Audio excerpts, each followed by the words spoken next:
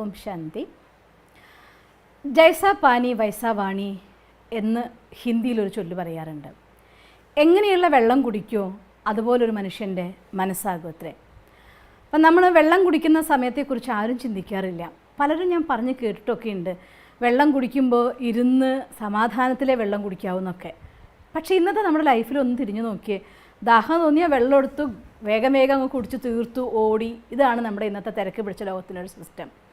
വാസ്തവത്തിൽ ദിവസവും നിങ്ങൾ കുടിക്കുന്ന വെള്ളത്തെ കുറച്ച് ചാർജ് ചെയ്ത് കുടിക്കുകയാണെങ്കിൽ അത് തന്നെ നിങ്ങൾക്ക് നല്ലൊരു ആരോഗ്യവും മനസ്സിന് സന്തോഷവും ഒക്കെ ഉണ്ടാക്കാൻ സാധിക്കുന്ന ഒന്നാണ്. ക്ഷേത്രങ്ങളിൽ നിന്ന് തീർത്ഥജലം ലഭിക്കാറുണ്ട്. അത് നമ്മൾ പ്രാർത്ഥിച്ച് അവർ മന്ത്രം ജപിച്ച് ദേവൻ്റെ ദേവിയുടെ മുന്നിൽ വെച്ചതായിട്ടുള്ള വെള്ളം എടുത്ത് നമുക്ക് തരാറുണ്ട്.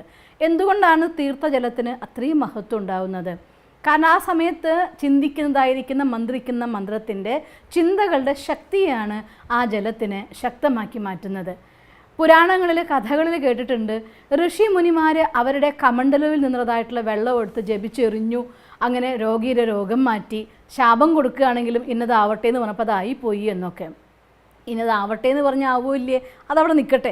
ശാസ്ത്രീയമായി തെളിയിച്ച ഒരു കാര്യമാണ്, ഒരു മനുഷ്യൻ്റെ ചിന്ത എന്താണോ അത് തീർച്ചയായിട്ടും വെള്ളത്തിൽ അതിൻ്റെ പ്രഭാവം ഉണ്ടാക്കും. നിങ്ങൾ ഇതിനെ കാണാൻ ആഗ്രഹിക്കുന്നെങ്കിൽ വാട്ടർ മെമ്മറി എന്ന പേരിൽ നെറ്റിൽ കയറിയിട്ട് നിങ്ങളൊന്ന് ടൈപ്പ് ചെയ്താൽ നിങ്ങൾക്ക് കാണാൻ സാധിക്കും വെള്ളം മനുഷ്യൻ്റെ ശരീരത്തിൽ എന്തുമാത്രം പ്രഭാവം ഉണ്ടാക്കുന്നുണ്ട്, മനുഷ്യൻ്റെ സങ്കല്പങ്ങൾ വെള്ളത്തിൽ എന്തുമാത്രം പ്രഭാവം ഉണ്ടാക്കുന്നുണ്ട് എന്നുള്ളത്. അതുകൊണ്ട് ഒന്നിച്ച് ഡൈനിങ് ടേബിളിൽ കഴിക്കാനിരിക്കുമ്പോൾ നമ്മുടെ മുന്നിലിരിക്കുന്നതായിട്ടുള്ള വെള്ളം എല്ലാവരും മുന്നിലും ഗ്ലാസ്സുകൾ വെച്ചിട്ടുണ്ടാവും. എന്തൊക്കെയോ വർത്തമാനം പറഞ്ഞ് കുറേ സമയം സംസാരിച്ചിരുന്ന ശേഷം ആ വെള്ളം എടുത്ത് കുടിക്കുമ്പോൾ സ്വാഭാവികമായിട്ടും അത്രയും സമയം നിങ്ങളുടെ സങ്കല്പമെല്ലാം ആ വെള്ളത്തിനുള്ള അലിഞ്ഞു ചേർന്നു എന്നുള്ളതാണ് സത്യം. അതുകൊണ്ട് ആ വെള്ളം കുടിക്കുമ്പോൾ നമ്മുടെ മനസ്സും ഡിസ്റ്റർബ്ഡ് ആവും. ശരീരത്തിൽ ആ വെള്ളം ചെല്ലുന്നതോടുകൂടി അതിലലിഞ്ഞതായിരിക്കുന്ന ഊർജ്ജം എന്തോ ആ രൂപത്തിലേക്ക് വെള്ളത്തിൻ്റെ തന്മാത്രകളുടെ വിന്യാസം മാറുകയും അത് ശരീരത്തിൻ്റെ ആരോഗ്യത്തെ വരെ ബാധിക്കുകയും ചെയ്യും. അതുകൊണ്ടാണ് ആഹാരം കഴിക്കാനിരിക്കുമ്പോൾ, പണ്ടൊക്കെ ഞാൻ എൻ്റെ വീട്ടിൽ എൻ്റെ അച്ഛൻ ചെയ്യുന്നത് കണ്ടിട്ടുണ്ട്, ആഹാരം കഴിക്കാനിരിക്കുമ്പോൾ ആദ്യം ഒന്ന് തൊഴുത് കുറച്ച് വെള്ളം എടുത്ത് അതിൻ്റെ ചുറ്റും ഇങ്ങനെയാക്കി വെള്ളം വെച്ച് പ്രാർത്ഥിച്ച് 2 മണി അവിടെ വരുന്ന ഏതെങ്കിലും പ്രാണികളുണ്ടെങ്കിൽ ഉറുമ്പോ മറ്റോ, പണ്ടൊക്കെ ചാണം തെച്ച വീടായിരുന്നല്ലോ, അപ്പോൾ അവിടെ താഴെ വെച്ചിട്ട് അവർക്ക് വേണ്ടി വെച്ച് അല്ലെങ്കിൽ ഭൂമിദേവിക്ക് കൊടുത്ത് ഇങ്ങനെ ഒരുപാട് നല്ല സങ്കല്പങ്ങൾ ക്രിയേറ്റ് ചെയ്ത ശേഷം ആ ആഹാരം കഴിക്കുന്നത് ഞാൻ കണ്ടിട്ടുണ്ട്. പ്രത്യേകിച്ചും ഏതെങ്കിലും വ്രതാനുഷ്ഠാന സമയത്താണെങ്കിൽ ഇക്കാര്യത്തിലൊക്കെ വളരെ ശ്രദ്ധയോടെ അച്ഛൻ ചെയ്യുന്നത് ഞാൻ കണ്ടിട്ടുണ്ട്. ഒരു കാര്യം ഉറപ്പായി എനിക്കും മനസ്സിലായി, രാജയോഗിയായപ്പോൾ ആഹാരം കയ്യിൽ കിട്ടിയ ശേഷം ഭഗവാനെ ഓർമ്മിച്ച് അതിൽ എനർജി നിറച്ചിട്ടാണ് കഴിക്കുന്നതെങ്കിൽ ആ ആഹാരം ഒരു മനുഷ്യൻ്റെ ശരീരത്തിനും മനസ്സിനും ഒരുപോലെ ആരോഗ്യം പ്രദാനം ചെയ്യുന്നതാണ്. അതേസമയം ആരെങ്കിലുമൊക്കെ ചീത്ത വിളിച്ചും പറഞ്ഞും ദേഷ്യപ്പെട്ടും പിണങ്ങിയിട്ടുമാണ് ആഹാരം കഴിക്കുന്നതെങ്കിൽ ആ ആഹാരം ശരീരത്തിനും മനസ്സിനും ഒരുപോലെ ദോഷം ഉണ്ടാക്കുന്നതുമാണ്.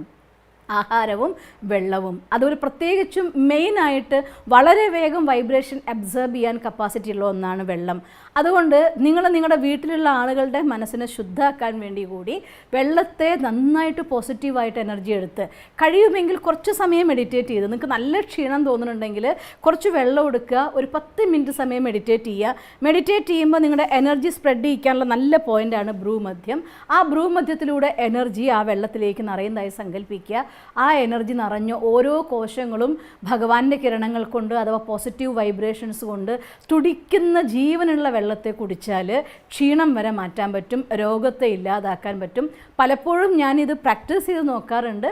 അതുകൊണ്ട് നിങ്ങളൊരു കാര്യം ചെയ്യുക, വെള്ളത്തെ ശുദ്ധമാക്കി ആ ചാർജ് ചെയ്തുകൊണ്ട് കുടിക്കൂ. നിങ്ങൾക്കും നിങ്ങളുടെ മനസ്സിനെ നന്നാക്കാം.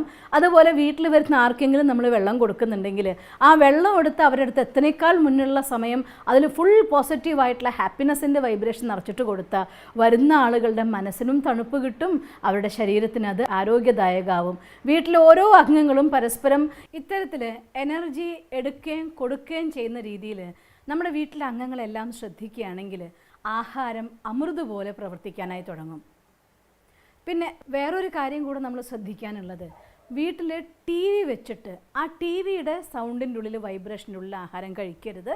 അത് കഴിക്കുന്ന ആഹാരമാണെങ്കിലും വെള്ളമാണെങ്കിലും പരമാവധി പരസ്യങ്ങളിൽ കാണും എല്ലാവരും കയ്യിൽ ചായക്കപ്പുമായിട്ട് സോഫയിൽ വന്നിരുന്ന് TV ഓണാക്കി കാണുന്ന എല്ലാവരുടെയും മനസ്സിൽ ഒരു എൻജോയ്മെൻ്റ് എന്ന് പറഞ്ഞു കഴിഞ്ഞാൽ ചായയോ കാപ്പിയോ ഒക്കെ എടുത്ത് TV ഇട്ട് ഒന്നിച്ചിരുന്ന് കാണുന്നത് എന്നൊരു വിചാരം വരും. ഇത് 100% തെറ്റായ ഒരു കമ്മ്യൂണിക്കേഷനാണ്. ആ രീതിയിൽ കഴിക്കുന്ന ഓരോ വെള്ളത്തിലും നിങ്ങളുടെ മനസ്സിലുള്ള ഫീലിങ്സ് എന്തോ അതങ്ങനെ തന്നെ അങ്ങ് ഉള്ളിലേക്ക് ഇമർജാവും.